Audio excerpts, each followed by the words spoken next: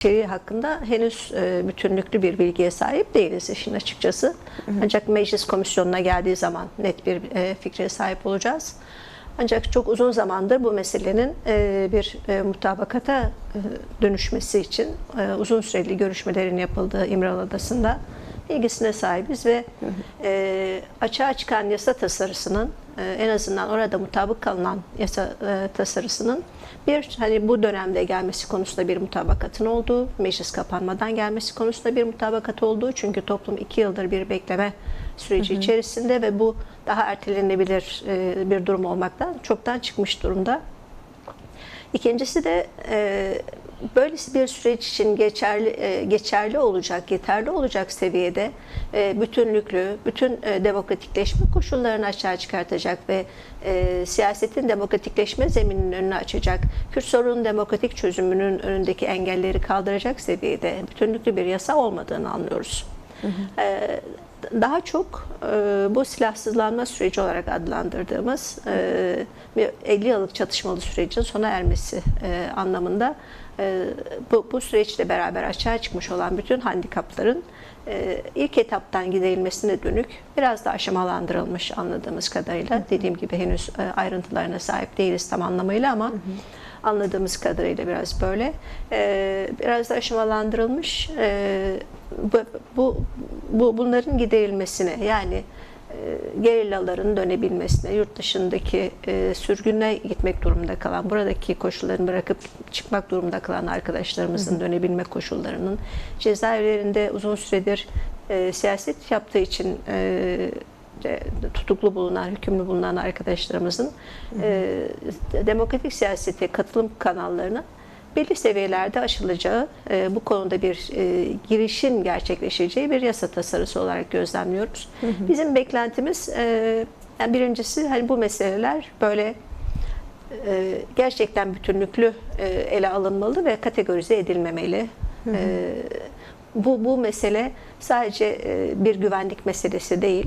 Yani güvenlik sorunu açığa çıkartan şey demokratik tahammüllerin hayata geçirilmemiş olması ve Kürt sorununun uzun süredir baskı politikalarıyla, güvenlikçi politikalarıyla baskılandırılmasını açığa çıkardığı sonuçlardır bunlar ve bunların giderilmesi sadece güvenlik koşullarının yaratılması değil, demokratik koşulların yaratılmasıyla mümkün olacaktır. O yüzden de yasadan beklentimiz birincisi bütünlüklü olması, ikincisi bu sürecin sağlıklı sürdürülmesinin güvenceye alınabilmesi açısından aynı zamanda ve Kürt halkının, Kürt siyasi hareketinin baş müzakereci olarak tanımladığı Sayın Abdullah Öcalan'ın bu işi gerçek anlamda gerçekleştirebilecek koşulların, özgürlüğünün ve özgür çalışma koşullarının, toplumla bağ kurma koşullarının sağlanacağı zeminin önünün açılması ve bir dönüş sonucunda ortaya çıkacak gelişmeleri demokratik siyasete tahvil edecek koşulların kapısının aralanması. Bu makas çok baştan beri ortada olan bir makastı. Biz bu sürece barış ve demokratik toplumun inşası olarak bakarken iktidar cenahı sürekli terörsüz Türkiye, yani sadece bir güvenlik sorununun giderilmesi, silahsızlanma meselesinin çözülmesi olarak yaklaştı.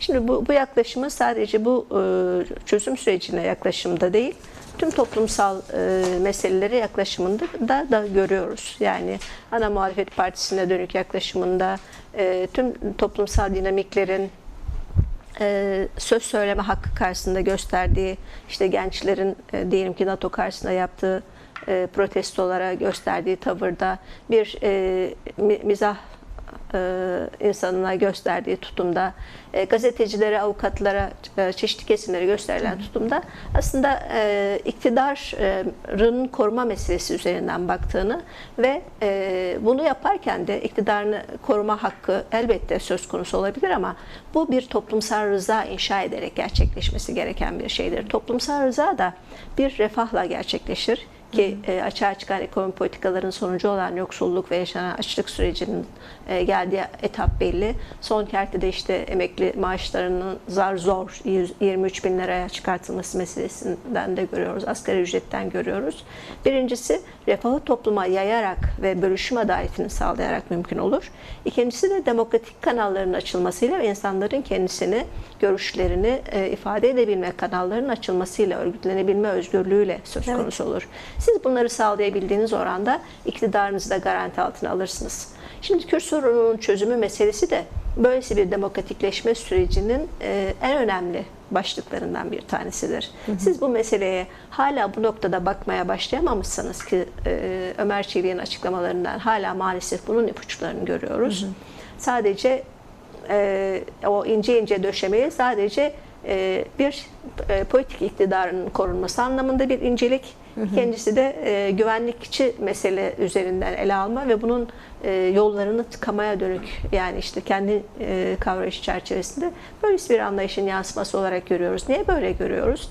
Eğer böyle olmasaydı bu 2 yıl içerisinde bu siyasi iktidarın barışın toplumsallaşması açısından, barış kabulünün toplumda yaygınlaşması açısından gerek medyayı kullanması, gerek yargıyı değerlendirmesi, toplumda etkili olduğu tüm STK'lar üzerinde kurduğu etkiyle çok daha bir barış ortamını yaratması mümkündü. Buna emek vermesi mümkündü. Maalesef biz bu süreçlerde bunları görmedik. O yüzden de hala gelinen aşamada ciddi bir dönüşüm, yani yaklaşımda bir dönüşüm emarelerini maalesef göremiyoruz. Ama yani sonuçta bu tarz iktidarların dönüşümü meselesi tabanın demokratik tepkisiyle, demokratik örgütlenmesiyle mümkündür. Biz o yüzden meselenin kendimiz açısından ve demokrasi güçler açısından bu yönüne ağırlık veriyoruz. Evet. Siz ince ince o işleme meselesi üzerine değerlendirmeler yaptığınızda hep şunu da konuşmuştuk, aklıma az önce geldi, o yüzden. Bu biraz da şey midir acaba, bölgesel gelişmelere beklemek ya da hem İran'da olacaklar, hem Irak'taki temaslar, hem Suriye'deki yine gelişmeler vesaire, bu incelik içerisinde aslında o bekleme halini de katmak mümkün müdür yani? Yani buradan değerlendirebilir miyiz? Buradan ele alabilir miyiz? Kesinlikle bunun çok önemli bir faktör olduğunu düşünmek gerekir. Çünkü gerek dünya çapındaki ne diyeyim, neoliberalizmin yaşadığı 2008 krizinden sonra bu iktidarların kendilerini ayakta tutabilmek için otoriter rejimleri güçlendirmesi, savaş pratiğinin tüm dünyada etkin bir mesele haline dönüşmüş olması, savaşa ve silahlanmaya dönük yatırımların artmış olması, bunun bölgedeki yansıması olarak bölgede pek çok taşın yerinden oynaması, işte Suriye'deki son gelişmeler artı oradan yola çıkarak şimdi Irak'ta çeşitli biçimlerde gördüğümüz gelişmeler ve İran Savaşı'nın devam ediyor olması, yani İsrail-ABD saldırısının kısa sürede bir İran'ı hallederek bölgede kendi denetimini, kendi planlamasını hayata geçireceği koşulların açığa çıkamadığı, dolayısıyla Türkiye'nin jeostratejik konumlanışının da bölge açısından sonuçlanmadığı bir gerçeklik içerisindeyiz. Dolayısıyla bunu bütün bunlardan, bu süreci değerlendirirken bütün bunlardan kendisine dönük kazanımları da güçlendirmeyi hedeflediğini görebiliyoruz. Senin sonunda Tülay Hatimoğlu da bir meseleden bahsediyor aslında.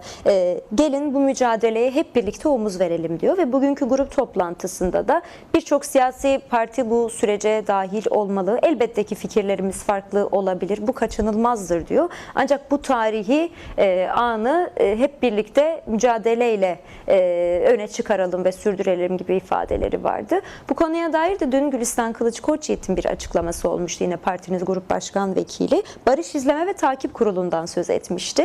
Dün biraz konuşmaya çalıştık ama bunu biraz daha detaylı bugün sizinle konuşmak isteriz. Çünkü en somut meselelerden, tartışılan somut meselelerden bir tanesi. Yani bu nasıl bir işleve sahip olacak? Bu oluşursa bu komisyon süreci nereye götürür mesela? Ya da bu çağrı, yine Hatimoğulları'nın çağrısı buna dönük bir şey miydi?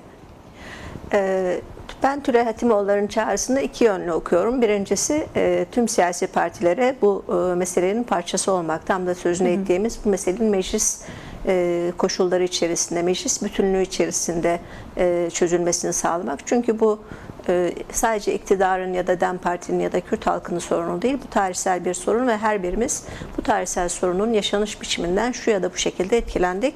Dolayısıyla bunun çözümü konusunda da sürecin parçası olmak durumundayız. Bu anlamıyla siyasi partilerde varoluşları gereği bunun en önünde yer almak, bu sorunun çözümünün parçası olmak durumunda, meclis başta olmak üzere. Ben ikinci çağrının topluma olduğunu düşünüyorum. Bu anlamıyla sadece buradan değil, çok daha geniş kesimlerin, çünkü bu sürecin hedefine ulaşabilmesi toplumun sahiplenmesiyle, bu konuda örgütlenmesiyle ve bu meselenin tüm demokratikleşme sorunlarının içerisinde yeniden hemhal olmasıyla, birlikte ele alınmasıyla ve birlikte mücadele edilmesiyle çözüme ulaşacaktır. Biraz önce sevgili Gülşen arkadaşın da ifade ettiği gibi buradaki taleplerin halklaşmasıyla, halkın talepleri olarak bir örgütlüğe dönüşmesiyle olacaktır. İşin bir yönünün bu olduğunu düşünüyorum. En önemli yönünün aslında bu olduğunu düşünüyorum ama gelinen aşamada yasayı ve meclisi konuşurken şimdi bir yasa gündeme geldiğinde bu yasanın hayata geçiş koşullarının da toplumun gözünün önünde gerçekleşmesi gerekir. Bu yasanın gerektirdiği adımların atılmasının hangi süreçlerden geçeceği, hangi koşulları açığa çıkartacağı, başka hangi demokratik açılımları gerektirdiği gibi meseleler de ortak sorunumuzdur. Ve dolayısıyla bu mesele meclisin topyekün sorumluluğu ve sorumluluğudur. Pek çok toplumsal sorunda meclisin böyle bir teamülü var. İşte araştırma kurulları oluşturma, izleme kurulları oluşturma ve benzeri gibi. Ve bunun gibi bu kadar köklü bir sorun açısındansa olmazsa olması diye bakmak gerekir. Yani bu mesele sadece dediğim gibi iktidarın koşullarını belirleyeceği bir şey olmaktan çıkmalı. Ya da İmralı'da konuşulmuş, diyelim ki mutabakata varılmış bir şeyin ne olduğunu bizim anlayabilmemiz, bunun nasıl seyredeceğini görebilmemiz açısından bunun uygulama koşullarının izlenebilir ve denetlenebilir olması gerekiyor. Sadece tek taraflı yapılacak açıklamalarla sürdürülebilirliği söz konusu değildir. O yüzden bizce bu meselenin en önemli başlıklarından bir tanesi gerçekten meclisin bir bütün olarak burada rol sahibi olması, meclisin tüm bileşenlerinin ve bu meselenin kamuoyunun gözü önünde şeffaf bir şekilde bir izleme ve denetleme kurulu olarak sürdürülebilmesi. Çünkü yasa çıkmasıyla yani biz zaten yasayı bu işin bir başlangıcı olarak görüyoruz. Yani bundan sonra çıkması gereken yasaların da başlangıcı olarak görüyoruz. Yani sonuçlanmış bir şey olarak görmüyoruz. Ama sadece bu yasa için bile, bu yasanın hayata geçmesi açısından bile bir izleme ve denetleme kurulunun kamusal alanda hayata geçirilmesi elzemdir.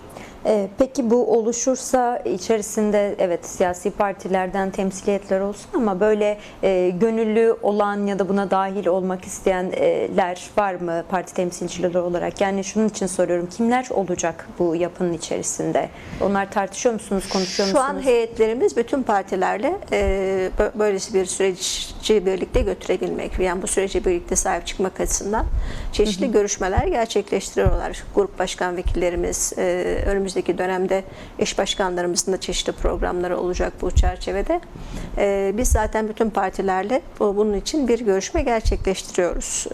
Çünkü en başından beri zaten farkındaysanız zaten böyle bir yaklaşımı benimsedik. Bu mesele ortak meselemizdir. Komisyonun kurulması, daha önceki komisyonun kurulması konusunun genişlemesi konusunda da, İmralı'ya ilk heyetin gitmesi konusunda da hani olabilecek en geniş çerçevede gidelim ve bütün yaklaşımları birlikte ifade edebilelim ki sonuçları birlikte göğüsleyebilelim diye düşünerek baştan beri böyle olduğu gibi bugün bu yaklaşımımız çok daha perçinlenmiş durumda. Çünkü toplumsal muhalefetin bütün dinamiklerinin aslında burada rol ve karar sahibi olması gerektiğini düşünüyoruz. Bu konuda sözü olmayan, bu konuda çözümün parçası olmayan bir siyasi oluşumun geleceğe taşınma ihtimalinin de olmadığını düşünüyoruz. Çünkü bu denli köklü, bu denli zorlu bir meselenin çözüm aşaması. O anlamıyla tarihsel bir aşama. Dinlemek isterim. Yol haritanız ne olacak bundan sonrası için? Çünkü aynı zamanda bir kongre süreciniz var. Bu kongre belki de tarihiniz açısından önemli kongrelerden bir tanesi. Hem bu süreç içerisinde gerçekleşecek hem de yenilenme ve dönüşüm politikanıza bağlı olarak da ciddi gelişmeler olacağını dile getiriyorsunuz. Bugün Tülay Hatimoğulları da yine aynı kongre sürecinden söz etti mesela. Dolayısıyla yol haritanız ne olacak? Kongreye giderken de ekstra yani. Ya biz bu kongreyi aslında demokratikleşme kanallarının önünün açılması süreciyle beraber değerlendiriyoruz. Yani bu anlamıyla bir toplumsal değişim dönüşüm süreciyle beraber ve bizim örgütlenme normlarımızın şu ana kadar getirdiğimiz dinamiklerin de bunlarla yeniden hemhal olarak yeniden şekillenerek önümüzdeki dönem siyasetini kucaklayacak, bunun ihtiyaçlarını görecek şekilde bir değişim dönüşümle, bir gelişimle inşa edilmesi üzerinden değerlendiriyoruz. Bu anlamıyla da kongre sürecinin kendisini de toplumun en geniş kesimlerine açarak ilerletmeye çabalıyoruz. Öncelikle ilçelerde yaptığımız halk toplantıları, bunun üzerine il ve bölge konferanslarını gerçekleştirdik. Şimdi toplumun hemen her kesimiyle, ekolojistlerden insan hakları savunucularına, kadınlardan emek mücadelesi verenlere kadar pek çok kesimle yan yana gelerek bütün bu yani önümüzdeki dönem siyasal mücadelenin gerekleri nelerdir? Bizden ne bekliyorsunuz? Birlikte ne yapabiliriz? Nasıl bir demokratikleşme ve barış süreci inşa edebiliriz sorusunun arayışında olacağız. Yani yaptığımız tartışmalar bununla beraber olacak. Dolayısıyla bizim için sürecin ilerletilmesi de kongre sürecine hazırlıkta birbiriyle eş zamanlı ve eş anlı süreçler. Anlamı da aynı. Burada yürüteceğimiz pratikler de birbiriyle beraber sürdüreceğimiz pratikler. Bir yandan mecliste bu çalışmaları sürdürürken bu yasa süreçlerinin sağlıklı hayata geçmesi için emek verirken bir yandan topluma bunun gereklerini anlatma, bunun zeminini anlatma çabalarımız devam edecek ve bütün bunların içerisinde açılacak demokratik zeminleri de kucaklamayı önüne koyarak umarız ki kısa zamanda gerçekleşir bunlar. Bunları da önüne koyarak kendimizi de değiştirme, dönüştürme ve toplumla beraber bir gelişim sürecinin, demokratikleşme sürecinin maniveryası olmaya hazırlanmaya çalışıyoruz.